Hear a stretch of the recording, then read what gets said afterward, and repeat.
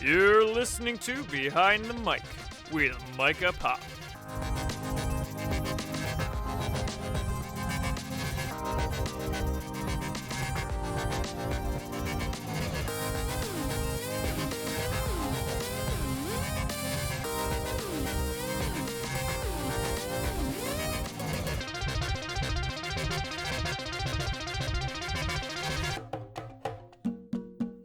Hey everybody, welcome to Behind the Mic with Micah Popp. I'm Micah Popp. This is episode 12. Thank you guys so much for being here with me today. So, I have some updates on my acting career so far. As many of you have already seen, my demo reel has been posted. Yay! I had been talking about it for a while, and I finally got it posted on Saturday, which I know this is a late update because that was like 3 or 4 days ago now. I can't do math. I can't remember how many days away it is. Anyway, yes, I have my reel made, and yesterday I just made my Fiverr account. So we're doing it. We're getting things done. We're getting ready. And so I spent some time with the Lord yesterday, and I was asking God, now that I have my reel up and I have my Fiverr up, where do I go? And I really was kind of feeling stumped, because those were kind of my goals. Well, mostly the reel. The Fiverr thing was kind of an extra thing I felt God wanted me to do. But now that I had both of those completed, I was kind of stumped. I was like, what do I do next? What is the next step? Do I just wait for something to fall into my lap? And I don't feel like that's what I'm supposed to do. I don't feel like I'm supposed to just wait. I feel like I should be putting my hands to something. And so I've been praying. I'm like, Lord, show me what I'm to do. Show me the next step. And, I feel like he's given me some ideas, and I'm going to continue to seek him on what those ideas are. And one of them is to continue to just audition for things on a casting call club. So we're going to keep going. God's going to open the doors. He's going to reveal to me one step at a time. And so that, of course, brings me to today's topic, which is that God shows us the path that we are to take. The verse of the day is Psalms 37:23. This is the New King James Version. The steps of a good man are ordered by the Lord, and he delights in his way. Now, first off, I want to say, good man, good woman, good everybody. This is not just for men, this is for everybody. A lot of the phrasing in the Bible is phrased towards the man, but just know that means you in general. Whoever's listening, this means you. The steps of a good person are ordered by the Lord. He delights in their way. God is the one who really shows us which way to go. When we are following God, he delights in our path, and he shows us the steps to take. And there are a lot of different ways we could go. In fact, in this world, it's very easy to get lost without a navigator. So, there's one thing that I've really clung onto. Clung, if that's even a word. Clinged. One thing I've clinged to is the fact that I need God as my navigator. I cannot get through this life without God navigating me. Even the times that I've been upset, or I've not, I don't want to say cursed God, but the times I've been very, very angry with God. And I would think, what are we doing? We're not doing anything. You're spinning me in circles. And there's been times I've thought about, I'm just gonna abandon God. I'm just gonna do my own thing. And it's in those moments I realize, what would I even do?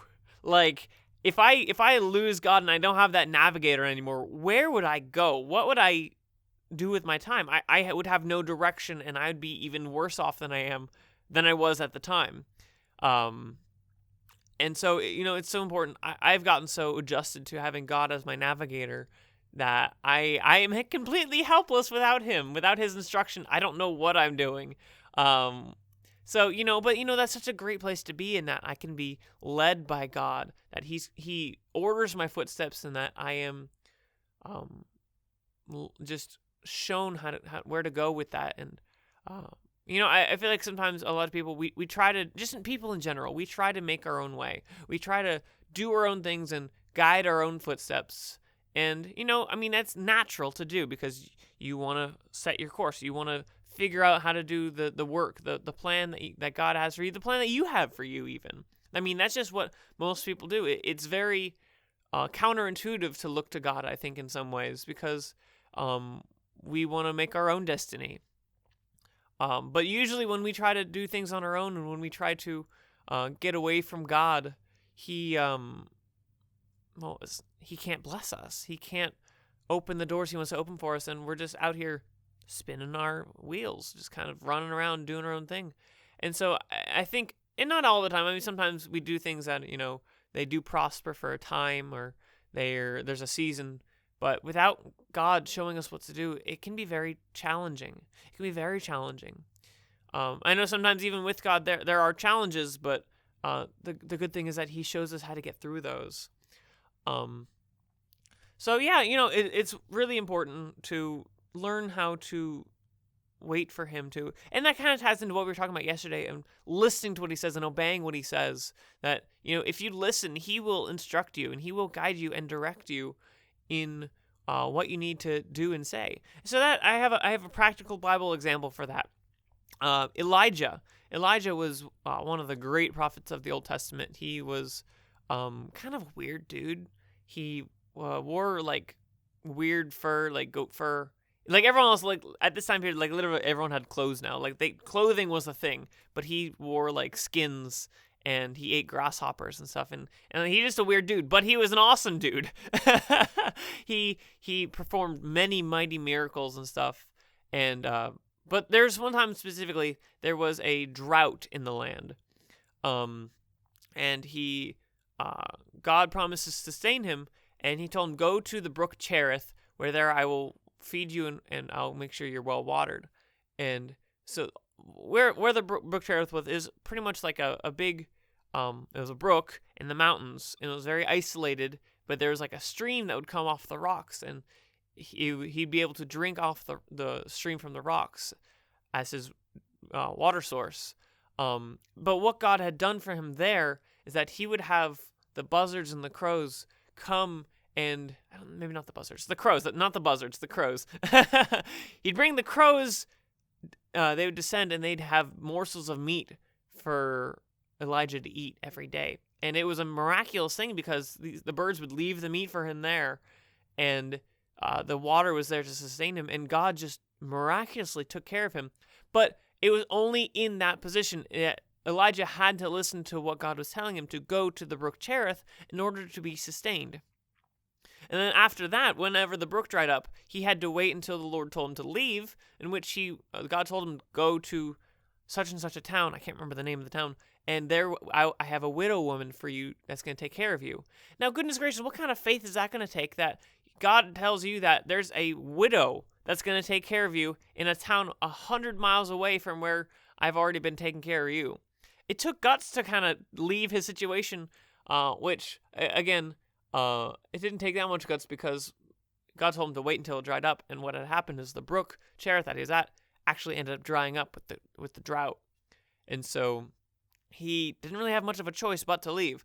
And so he went off on this journey, and he met with the widow woman, and God sustained him there too. And, it's really, you can look through his entire life that everything that Elijah did was ordered by the Lord. All his steps were ordered by the Lord, and God took care of him in every situation. So if you want more on that story, go ahead and read it in the Bible. It's a great story. I'll let you guys have the fun of experiencing that for yourself. But that brings me to my other verse I wanted to point out there that I found as kind of an extra, and I wanted to give it to you guys. It's Ecclesiastes 3:11. He has made everything beautiful in its time. He has also set eternity in the human heart, yet no one can fathom what God has done from beginning to end. So that's good. I like that verse, but I really like the beginning is what I'm really thinking at, that he has made everything beautiful in its time. So, going back to the original topic of me and my acting, I know that this is something God's going to make beautiful, that he's going to open tremendous doors that no man can shut, and shut doors that no man can open, and that God is working miraculously in my career with that. And I know that if you have something that you're pursuing and that you're seeking God on, he's going to show you the steps to take too. And that he's going to take your situation, whatever it is, no matter how desperate, no matter how awful it is, no matter how small it is, he's going to take it and he's going to make it beautiful in its time if you let him guide you with what you need to do. So yes, that is today's topic. A little shorter than usual, I think. But let's go ahead and move into our next phase, which is the confessions portion. So let me go grab my book. I didn't have to edit because it's right behind me today, just like it was every day. So, for those of us who are just joining today, this is the part of the show where we go over our positive confessions. Now, standing on the verse Proverbs 18:21, the tongue has the power of life and death, and those who love it will eat of its fruit. Basically, we just use that verse to make positive proclamations about our lives and things we want to come to pass, things we're sowing our words in positive confession, using that power that's invested in our tongue to bring about good things. So go ahead and get your book if you're keeping one, or just remember your yesterdays, and we're going to confess those over ourselves. Pause the video if you're listening right now, and just say those over your family, over yourself, whatever you confessed yesterday. My yesterday's confession was, I hear the Lord, he speaks to me clearly, and I obey without a second thought. And that, like I said, that goes back on yesterday's message about hearing and obeying. And I think that's a great one that applies for today, too. So for today's confession for me, I'm going to make it a bit more personal, in that I have an amazing voice acting job, that God has ordered my steps, and that he has given me the perfect first job. What's your confession? Say something positive over your life, and write it down, confess it over your family and yourself all day today. Keep it before your eyes, and just make that your statement of faith and well-being. So that'll do it for me today, guys. Thank you so much for listening. It's a pleasure to have you guys here with me all the time, and I can't wait to talk to you guys tomorrow. I love you. Stay positive, stay strong. Bye.